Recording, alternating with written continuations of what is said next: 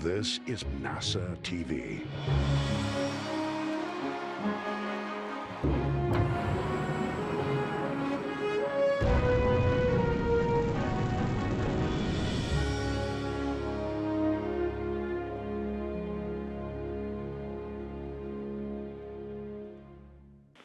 Station, this is Houston. Are you ready for the event?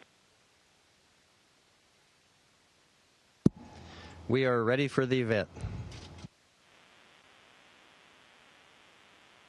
So good afternoon on the International Space Station. It's been an interesting day for us. We've been flying around the station, collecting our last-minute photos, our last-minute items, and getting ready to come home. So a bit of a bittersweet moment, I think, for a day for all of us.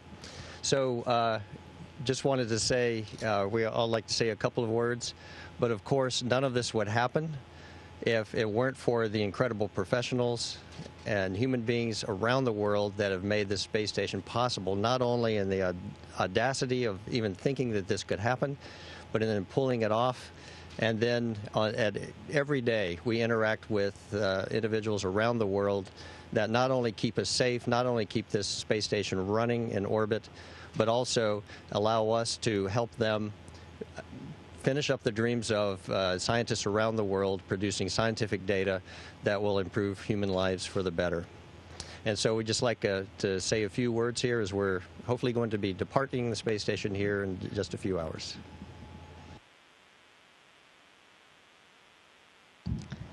Just wanted to say what an honor and a privilege it's been to live and work aboard the International Space Station with this fantastic crew, and also our crewmates who we served with on Expedition 66, who departed about a month ago. It's been a spectacular experience, I think really challenging, really developmental, but most of all, really beautiful to form these amazing relationships, and also not just with our crew up here, but like Tom said, with our crews all around the world in the flight control rooms who are there 24/7 making what we do up here possible. It's just been the honor of a lifetime to contribute to the legacy of this incredible vessel that's been up here for more than 20 years. And I think for all of us, it's really hard to leave. We're really looking forward to getting back to our families and our amazing support network on the ground. But I'm just so excited for you guys to have a similar experience. We've been really lucky to see the whole full range of operational and scientific operations up here. And I can't wait to contribute going forward and all of the amazing things NASA is doing alongside our international partners with the return to the moon as part of Artemis. So thank you so much to the amazing team around the world for making this a possibility, and to our leadership for entrusting us as caretakers of this incredible station. And I'll just echo the thanks. Almost 6 months ago, we came up here on Endurance, the maiden voyage of a SpaceX capsule, and it was a great ride. And we're looking forward to riding that back to Earth and to seeing friends and family. And, it's exciting with Crew 4 here, but also a little bit bittersweet knowing that them being here means it's time for us to pass the torch and head back to Earth. But like Kayla and Tom said, thanks to just everyone. Thanks, starting with our families and our friends, and our families who've not only dealt with this 6 months while we're up here, but have dealt with the training and all the time to get to this phase. And then the control centers, literally thousands of people around the world that on a daily basis support what we do and make what we do even possible. The trainers that got us here to begin with and taught us, even though we continue to make mistakes on a daily basis, but hopefully not critical mistakes. But the trainers that got us here, that made this all possible, and to the science teams, ultimately that's the reason we're here, is to do science. And so I think that's, for me and for all of us, really the most exciting thing about being a part of such amazing achievements. And we look forward to seeing the papers that are published, to the research that leads to new technologies and saves lives. And that's the really exciting thing, and just honored and humbled to have been a part of that for the last 6 months. So I also can only echo what my dear crewmates have said. It's been like 6 outstanding months up here in the space station. Thanks to my crewmates, it's been so beautiful. Thanks to all the people on the ground that supported us, the international partners, all the mission control centers around the globe, but also like in Europe, the European Space Agency, the German Space Agency, who prepared a large part of the science complement that I was able to execute up here, and also who trained me and made it possible that I'm here today. It's the end of a 6-month mission, but I think the space dream lives on. So now is the time to hand over command of the space station. And just a couple of words about what it has meant to us to, some more words, what it has meant to us to be here. 100 years from now, we'll be looking back on the space station, the International Space Station, as certainly an incredible engineering accomplishment, certainly as a way that countries all around the world have been able to raise their technological base and have been able to produce scientific results, as we've said, to save lives and to improve human life. And being here a part of it, another point in our being a part of history here has been the arrival of the first private astronaut missions, so that space will become open and is beginning to be open for everyone. So the commercial crew program has been very much a part of our lives here as well.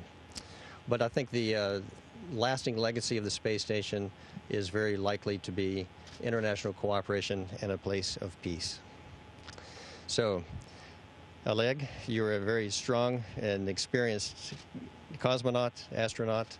I know we'll be leaving the space station in good hands with you. And Ekipage 3 желает вам безопасной, успехов и радости в работе и счастливо оставаться. And I relinquish control of or command of the space station to you. I accept command. I accept command. Thank you for here. Thank you for friendship. It was in unbelievable time together. Tom, Kayla, Raja, and Matthias. Это short period, very short. 45, no, 47 days, maybe. No, now, brothers, sister, I think what more important things for us, for me, for Sergey, for Denis. Это first family, our children, и peace between our countries, и our friendship. Thank you for friendship.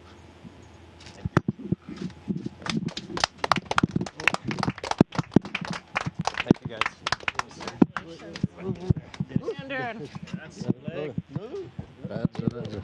Raja. Hey.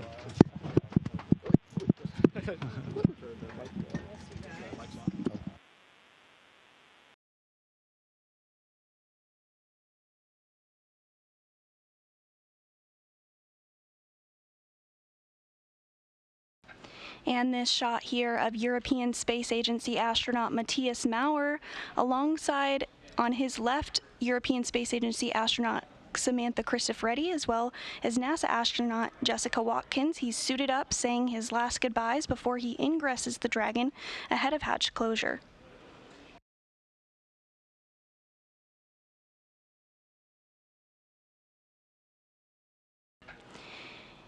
And you all also can see NASA astronaut Kjell Lindgren, who also arrived to the space station just last week. He'll be primed to help support hatch closure operations from the space station side.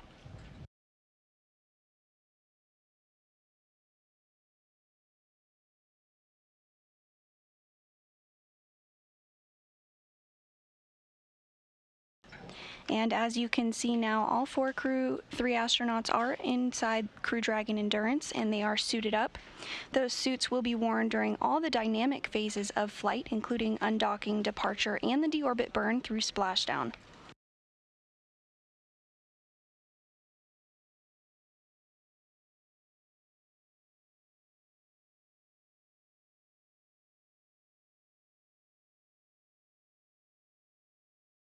SpaceX and Houston on the big loop Endurance. We're on step 5 of 4.010, and then for the ISS procedure 2.103, we are ready for 3.8. Just wanted to confirm we're go to close the Dragon hatch.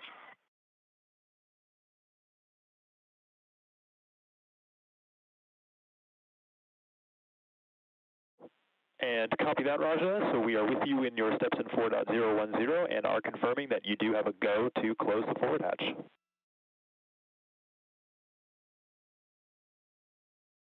Copy, hatch closure is work. And good news, hatch closure now in work.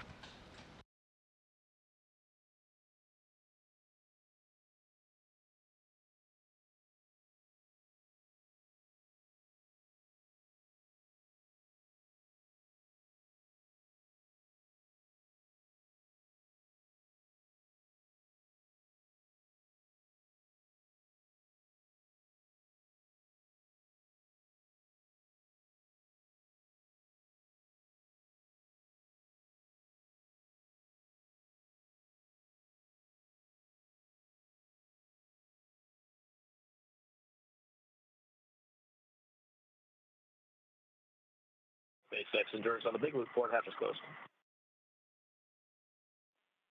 And copy that, Dragon. You'll see the flight computer state change here shortly. Once it has changed, that will be the go for Kayla to complete some of those tasks in location 1.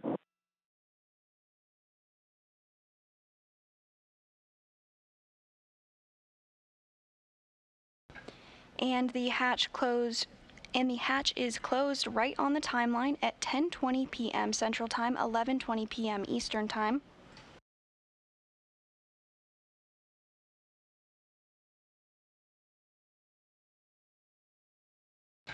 Now that Crew 3 is inside the Dragon, they will continue configuring Dragon ahead of an undocking later today.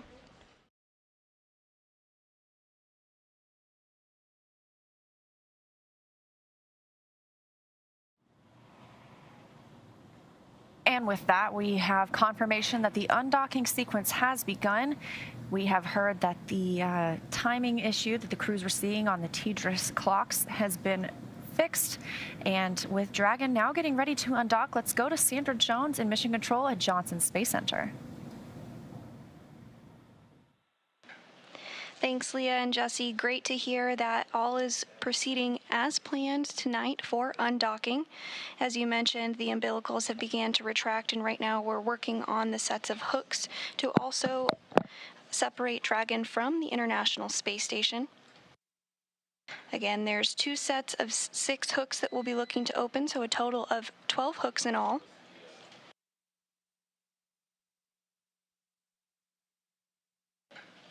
And that first set of hooks has begun to open.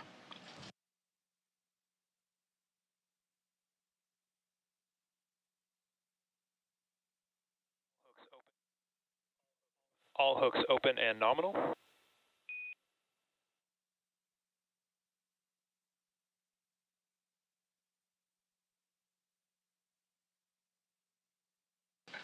And the Crew Dragon Endurance has undocked from the International Space Station.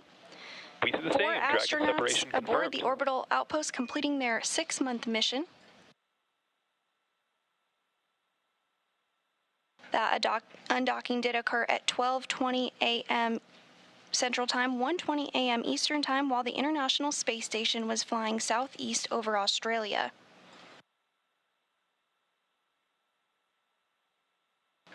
The first undocking burn also proceeded nominally.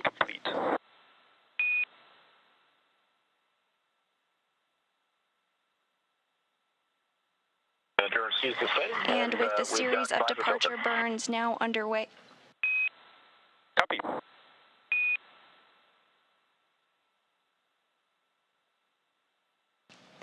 And a great view of Dragon as it departs from the International Space Station.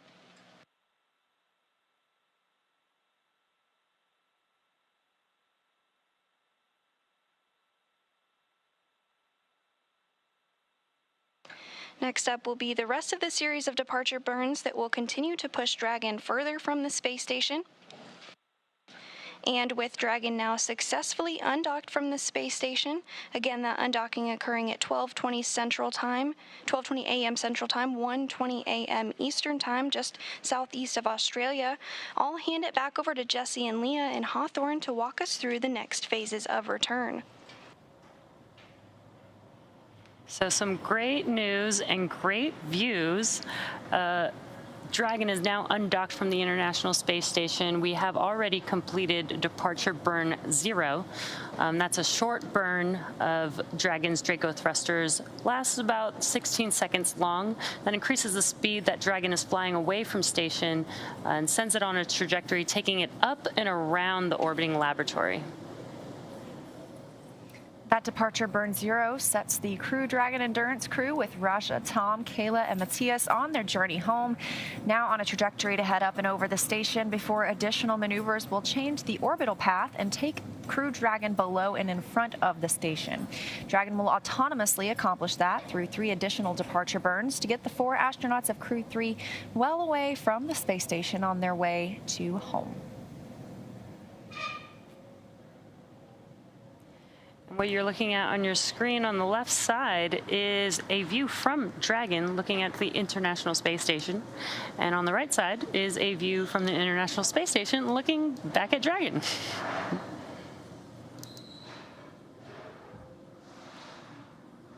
And now on the left side is the view inside Crew Dragon Endurance, looking over the seat of the commander and the pilot. You can see the screens they're using to monitor their journey back home, but again, they don't need to make any actions to continue Dragon's flight. This is all autonomous, and they use those screens to monitor the vehicle's systems as well as where they are in the process.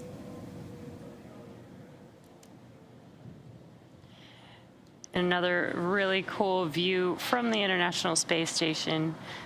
You can see Dragon in your bottom right hand corner as it is moving slow and steady away from the International Space Station. We want to make sure that the vehicle is safe before it begins its several maneuvers to make its way back down to Earth.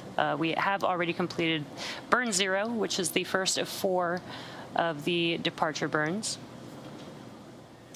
And we're hearing reports that trajectory is nominal or as planned for Crew Dragon Endurance. We're standing by for that depart burn 1, I should say, in about a minute and a half. This will increase the opening rate between Crew Dragon and the station. And again, there are no hold points during this departure sequence. We see crew members arrive and they stop at waypoint 2 or 1 or 0. Sometimes they're able to pass through after some go, no go polls, but it takes a lot less time to depart than it does to arrive. So again, standing by for that next departure burn happens about 5 minutes after separation, so only about a minute from now. This is a cool view as Dragon is making its way out of the view. You can see how slow and steady it was hard to tell, but now that Dragon is out of the view, you can kind of see how slow it was moving away from the International Space Station.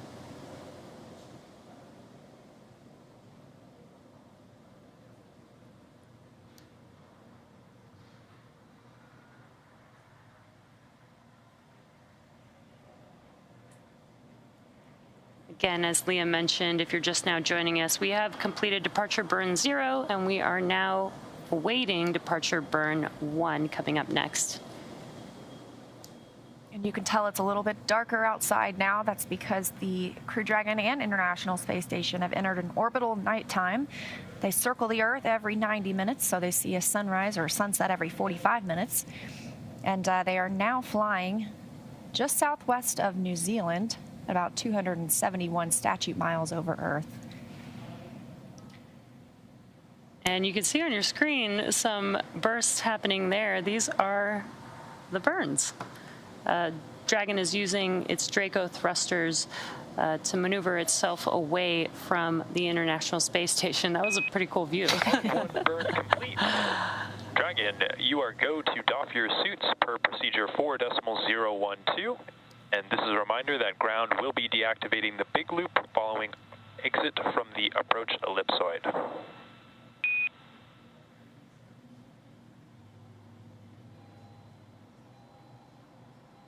And Endurance copies, we've got to go to dock our suits, and copy you'll be taking down the big loop once we're outside the ellipsoid. Can you also confirm you're taking the cameras external? That is affirmative.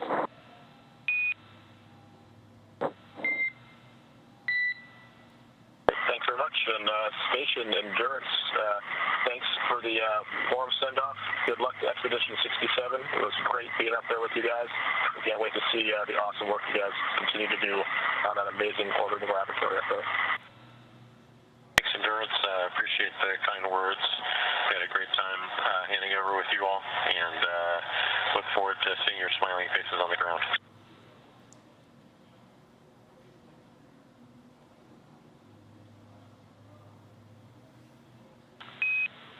And station with that, Dragon has exited the keep-out sphere.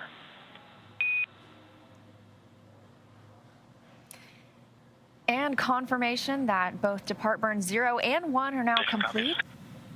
And Crew Dragon has exited the keep-out sphere. That's the imaginary boundary or sphere about 200 meters in radius around the station. It's one of several safety zones. And Dragon SpaceX on Dragon to ground for some suit doffing actions.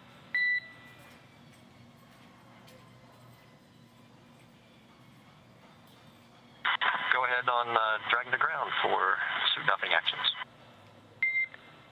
Okay, the cameras have been taken external, so you guys are go for those suit doffing actions. Just one note for you, Tom.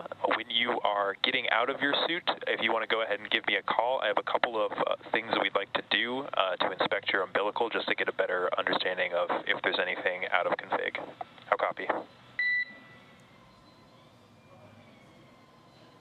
Copy all. Cameras are going external, and I'll give you a call before I'm taking off my gloves right now, but I'll give you a call before I start suit doffing.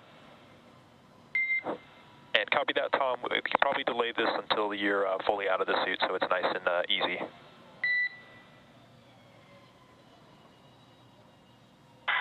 copy. Give you a call once I'm out of the suit. And SpaceX, how do you hear on Dragon to ground on the captain mic? And I've got you 5x5 on the captain mic. We've got you the same.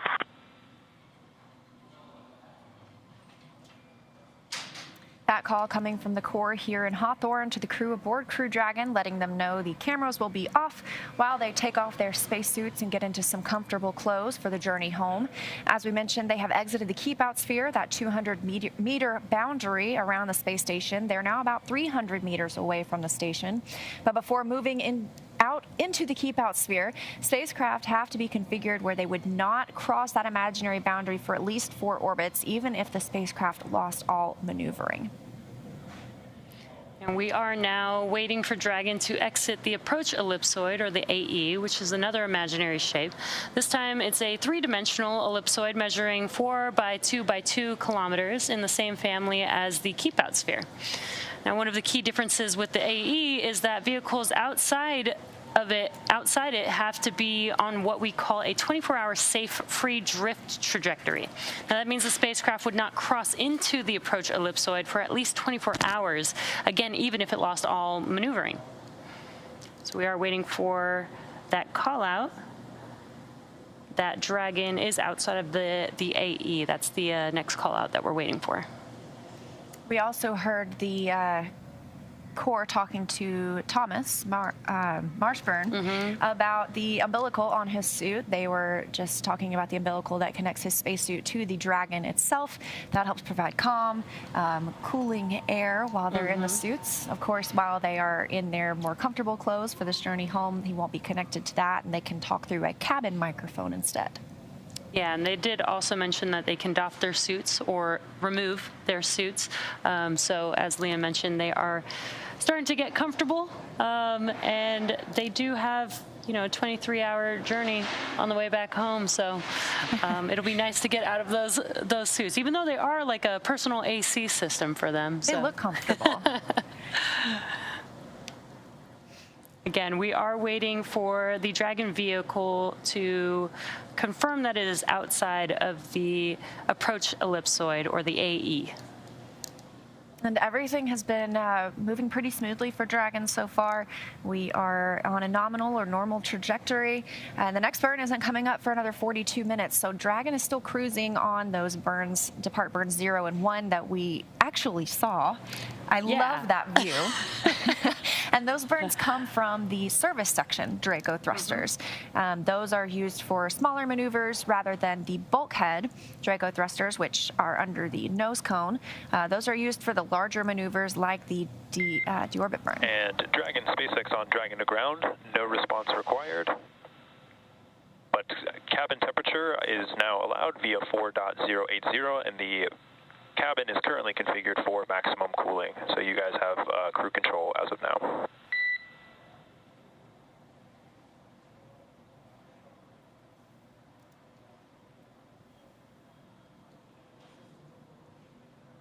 Sounds like they're getting the cabin comfortable for the crew members.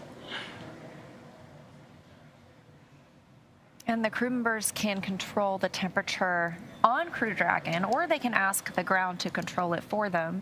Nice to have that option. Yeah, and as you mentioned, we got to see the Draco thrusters. I think that was like one of the coolest views that I've been able to see. There's 12 thrusters in the service section, and they're all actually pointing in different directions, and that's so that it basically has 360-degree control of Dragon as it's, maneuvering out in space. So it was really cool to see all of them firing at the same time.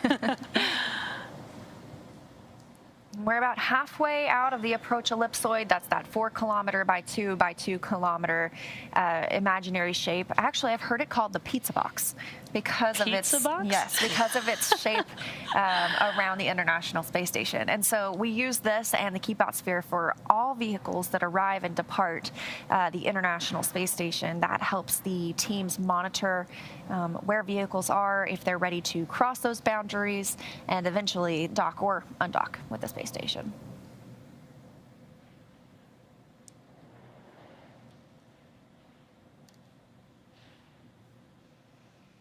And again, we're here in Hawthorne, but teams in Mission Control Houston are also monitoring because we are still in joint operations. That happens when Dragon is inside the approach ellipsoid. So once Dragon crosses that boundary, it will come back to Hawthorne as the prime monitoring location for the vehicle. But while we're close or docked to the International Space Station, we're in those joint operations. So it's been 6 months of these teams working together on Crew 3, but they continue working together every day because we have Crew 4 on board as well. And there you can see the teams on your screen. On your left-hand screen is Mission Control Hawthorne, and on your right-hand screen is Mission Control Houston.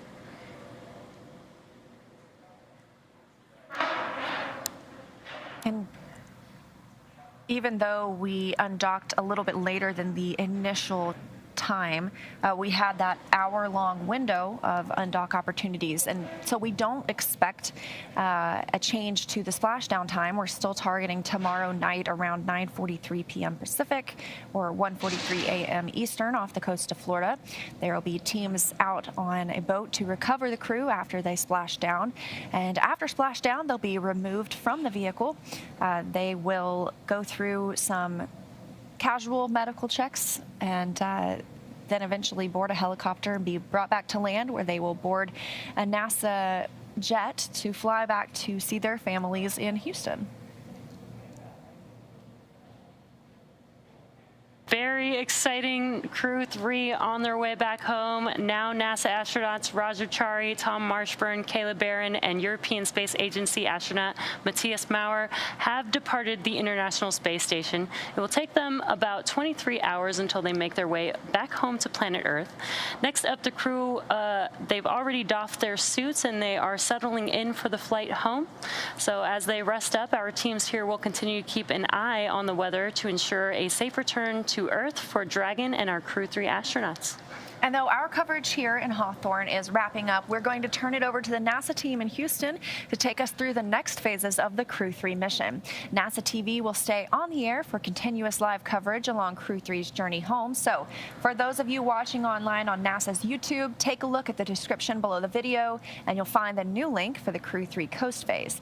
Live coverage will continue at that new location shortly. But if you're watching on NASA TV, don't touch that dial. You won't notice a thing, and coverage will continue. And meanwhile, SpaceX's YouTube channel will join live coverage starting roughly 1 hour prior to splashdown. And as always, you can find mission updates on Twitter at NASA, at SpaceX, and on the web at nasa.gov. Thanks for watching, and may the 4th be with you.